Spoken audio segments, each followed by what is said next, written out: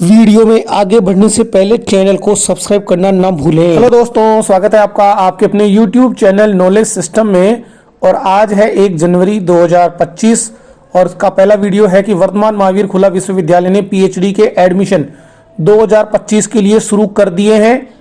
और सब्जेक्ट आप ध्यान से देख सकते हो और सीटें भी देख सकते हो कि बॉटनी की 1, कॉमर्स की 2, कंप्यूटर साइंस की 2, इंग्लिश की 3, एजुकेशन में 1, जियोग्राफी में 3, जर्नलिज्म में 4, पब्लिक एडमिनिस्ट्रेशन में 2, मैथमेटिक्स में 2 और जूलॉजी में 4। और इसकी विस्तार से जानकारी जो है वो अब इस वीडियो में आप देखने वाले हो। और इसका जो एडमिशन होगा उसकी जो शर्तें होंगी, क्या क्या कंडीशंस होगी, तो इसके लिए वीडियो में बने रहिए। आपको जो अप्लाई करना है वो है 23 दिसंबर 2024 से लेकर 15 जनवरी 2025 तक आप अप्लाई कर सकते हो। इसके लिए आपको किस तरह से अप्लाई करना है तो वो भी एक बार मैं बता दूं कि वर्धमान महावीर खुला विश्वविद्यालय की वेबसाइट पर आपको जाना है और उसके बाद यहाँ पर आपको क्लिक करना है read the guidelines and PhD admission, click है टू अप्लाई। अप्लाई करने के लिए आपको यहाँ से किस सब्जेक्ट में आपको अप्लाई करना है वो यहाँ से आपको सेलेक्ट करना है। जैसे मान लो कि मैंने पीएचडी कंप्यूटर साइंस सेलेक्ट किया, उसके बाद आपको पेमेंट ऑप्शन जो है वो नजर आ जाएगा कि 1000 रुपये आपकी फीस है। आवेदक का नाम वगैरह डिटेल आपको डालनी है और जो इंपॉर्टेंट चीज़ है इसमें आपको फोटो और सिग्नेचर तो अपलोड करने ही करने हैं। साथ में आपको यहाँ पर आपकी एजुकेशनल डिटेल, मतलब आपकी 10th की, आपकी ग्रेजुएशन की डिटेल, उसके बाद स्नातकोत्तर की और उसके बाद 10th की और आपकी जो भी 12th वगैरह की जो डिटेल है वो सारी डिटेल आपको अपलोड करनी है। और आपके जितने भी जो एलिजिबिलिटी डॉक्यूमेंट्स हैं वो सारे एक ही फाइल बनाकर आपको कंप्लीट बनाकर आपको अपलोड करना है। यहाँ पर दिया हुआ है कि आपको किस ऑर्डर से क्या क्या लगाना है। 10th की मार्कशीट, 12th की मार्कशीट, यूजी की मार्कशीट, पीजी की marksheet, MPhil, date of birth का सर्टिफिकेट, मतलब आधार कार्ड भी हो सकता है, कास्ट सर्टिफिकेट अगर आपके यहाँ पर एप्लीकेबल है, राजस्थान का मूल निवास प्रमाण पत्र और UGC NET, UGC CSIR NET और गेट और सीड की आपकी जो similar national level test certificate जो होते हैं वो आपको यहाँ पर अप्लाई करने होते हैं। एक साथ बना के आप इनको अपलोड कर सकते हो। और अगर आपको अपलोड करने में कोई दिक्कत आ रही हो तो मैं भी आपके फॉर्म जो है वो मैं भर दूंगा, आप मुझे व्हाट्सएप पर कॉन्टैक्ट कर सकते हैं। तो पढ़ते हैं आगे की जो गाइडलाइंस है। विज्ञापन आपने देख लिया तो गाइडलाइन में एक बार हम चलते हैं आगे। तो यहाँ पे आप देख सकते हो कि ऑनलाइन एडमिशन जो है 15 जनवरी तक आपको करना है। सब्जेक्ट जो है वो यहाँ पे जो भी इनका डॉक्यूमेंट वेरिफिकेशन जो होगा उसके लिए यहाँ पर जो कि एक शॉर्ट लिस्ट किया जाएगा, उस शॉर्ट लिस्ट में आपको 24 जनवरी का जर्नलिज्म, 24 को ज्योग्राफी, इंग्लिश और पब्लिक एडमिनिस्ट्रेशन का होगा, 25 सैटरडे को आपको 25 जनवरी को कॉमर्स का, 25 जनवरी को बॉटनी, कंप्यूटर साइंस, मैथमेटिक्स और जूलॉजी का, 25 जनवरी को एजुकेशन डिपार्टमेंट में होगा। एलिजिबिलिटी जो है वो यहाँ पे दी हुई है कि आपके पास मास्टर डिग्री होनी चाहिए जिसमें कम से कम आपके 25% मार्क्स होने जरूरी है और इट्स इक्विवेलेंट ग्रेड बी, क्योंकि अगर कई कॉलेजों में, कई यूनिवर्सिटी जो है ग्रेडिंग सिस्टम देती है, इसीलिए आपका कम से कम ग्रेड बी होना चाहिए या फिर स्नातकोत्तर में मतलब पोस्ट ग्रेजुएशन में 55% होनी चाहिए। या देखो यहाँ पर और लगा हुआ है, तो पहली कंडीशन तो यहाँ पर ये है।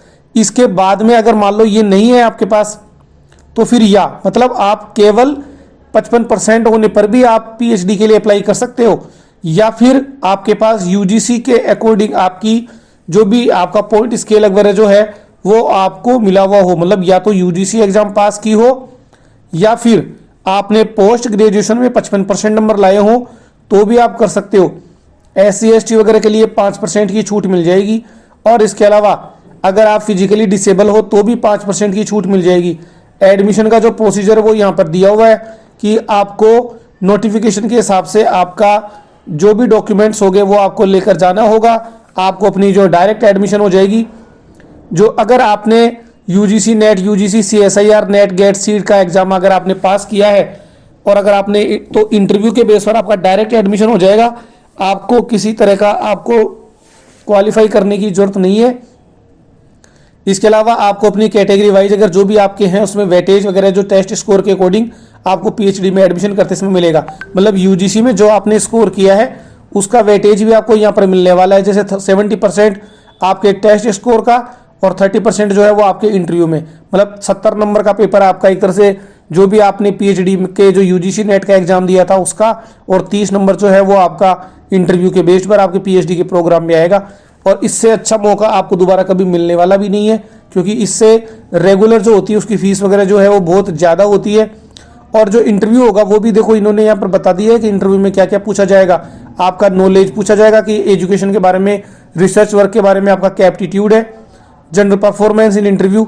उसके बाद आपकी जो परसेंटेज जो बनी है, जैसे मान लो कि 55% से कम बनी है तो वो तो वैसे भी नहीं मिलने वाला है। तो पोस्ट ग्रेजुएशन में अगर आपकी 80% बनी है तो 25 नंबर आपको मिल जाएंगे। अगर आपके 70% बनी है तो 20 नंबर, 60% बनी है तो 15 नंबर, और 55% से 60% के बीच में नहीं तो 10 नंबर आपको मिलेंगे। ग्रेजुएशन के परसेंटेज के हिसाब से भी दिया हुआ है, देख लो आप यहाँ पे कि 80% से 20, 70 से 15, 60 पे 10, 55 पे 5 और 55 से कम तो कुछ नहीं मिलेगा। इसी तरह से 12वीं की परसेंटेज के मार्क्स के बेस पर देख लो, जैसे 80% वालों को 15, 70 वालों को 12, 60% वालों को 8, 55 वाले से को 5 और इससे कम तो कुछ नहीं।